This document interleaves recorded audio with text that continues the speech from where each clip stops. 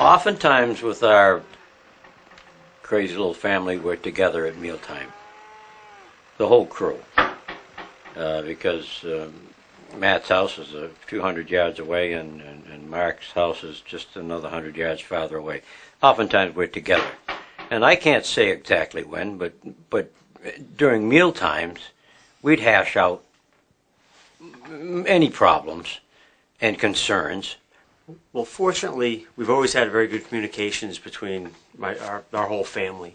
So as far as running into difficulties, we were lucky not to have had that problem. We found that our communications we didn't run into anything that was really a surprise. We'd always had, through when we were children, grown up with the farm and interests. We all know who each other are, and so it transferred fairly easily to that conversation. So there was somewhat of an expectation from the parents that probably the sons would like to do it, and the sons, you folks had an interest, and it was kind of assumed that you would continue. Is that true? Well, yeah, very much so. I mean, the farm, as anybody in agriculture knows, can be totally all-consuming, and it's quite a commitment. And the whole family is very involved. It had plenty of chance, grew up here on the farm, and then also, since I graduated, it's been full-time for me.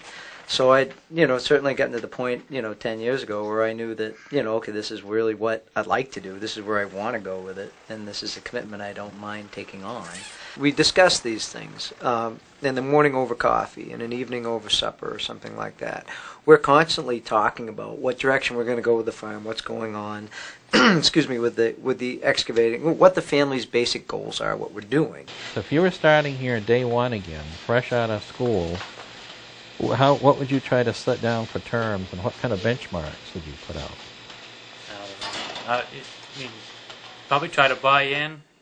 I mean, it gives the parents, you're willing to invest, time into the farm, and work hard, and then gradually buy in to a certain point, and then gradually just send it over if it works out well, something like that. But I think you need to make some sort of investment. So did you have some formal family discussions, like around the table, or how did this happen? Not really. Not really. No, it was, Kind of as you were working, and Yeah. He was buying the cows. He was looking to go to Vermont.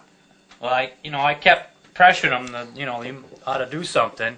I wasn't getting any younger. Yeah. I don't know, 35, so, and I wanted to, either make an investment or stay here, one to the other. And after the fire, that kind of really gave him a boost. so as you were discussing this, were you kind of surprised? Did you discover anything new about this? Would that take you a little off guard that he would stay here? Yes, a little bit, yes. Because I thought he was going to move on to more land and, Where did these discussions take place? Was it like as you were working, or on the dining room table? Right here. Or? Coffee break. Okay, so a coffee break is a big thing for your family, or Yes. is that? Every day, 10 o'clock, pretty much. At that point in time, we hadn't moved out of the house yet. Right. We were living here, so we always had dinner together, and so we'd always talk. Every meal we always sat down, usually, except for maybe breakfast. And so we were always talking family business, and because it's just everything here is something's going on. So how were the spouses brought into the business, and how did that relate to some of the family goals? the spouses are not part of the LLC per se. It's just the three boys. And I think their part is strictly voluntary. Maybe they see me involved in it, but they also, it's a time to spend with everybody. Lots of times you'll see, 2 or 3 of the wives up there at a time. One of them's feeding calves, somebody else is, making ice cream, just to be with everybody. What's your specialty? I don't know. I do a lot of the haying and stuff during the summertime. And Mike? Do the haying. We all have. We all do. A little bit of everything. Pat and me do most of the haying throughout the whole summer. Chris helps haul the round bales and wraps them, but me and Pat do 99% of the actual mowing, baling, all that, getting the hay in. Chris does the corn planting and stuff like that, and but then the ice cream, we do ice cream here at the farm now. Everybody does that. Matt and his wife, Matt and Beth, have worked so hard to generate this Barrett Hill Farm business.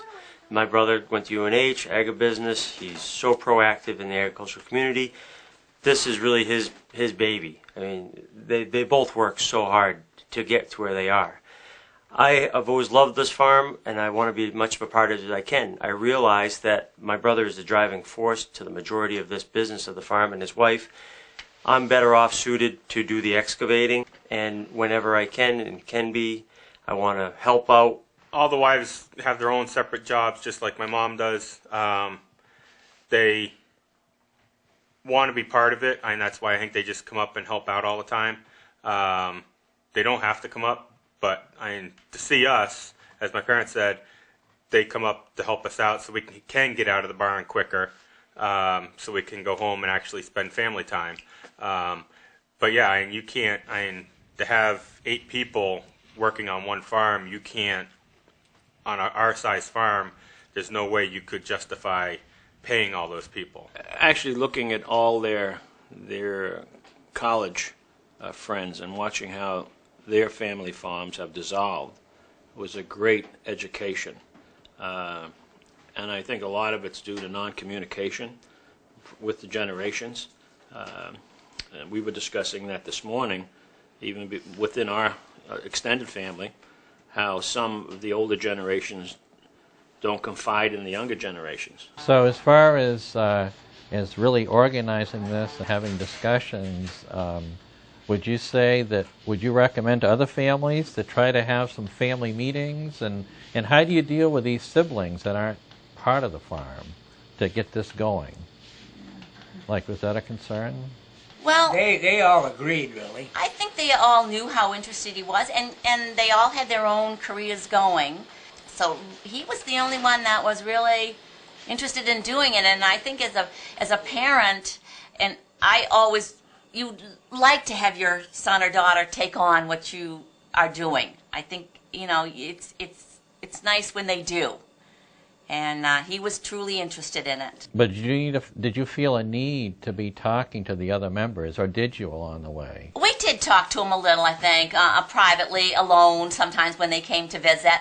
And there's no animosity, or they weren't upset with that. From my point of view, if you're for mom and dad, you can't.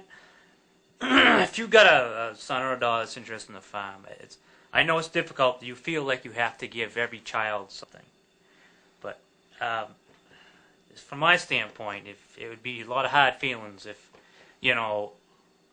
they, when mom and dad were going, I'd have to pay them or something like that. I think that's the wrong route to go. To feel that you have to give a son and daughter a little piece of everything.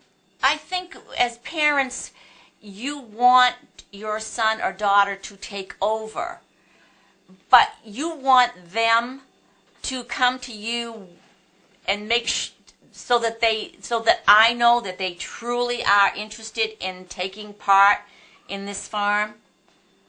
And for me, Keith I knew he wanted to be a part of it. You want to present something that's equitable, and you have to realize you don't have control.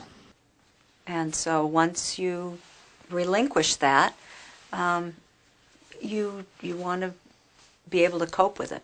And that's a personal travel. How do you get it going?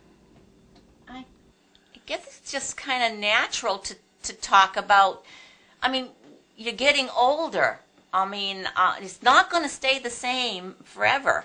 You've got to start thinking about it.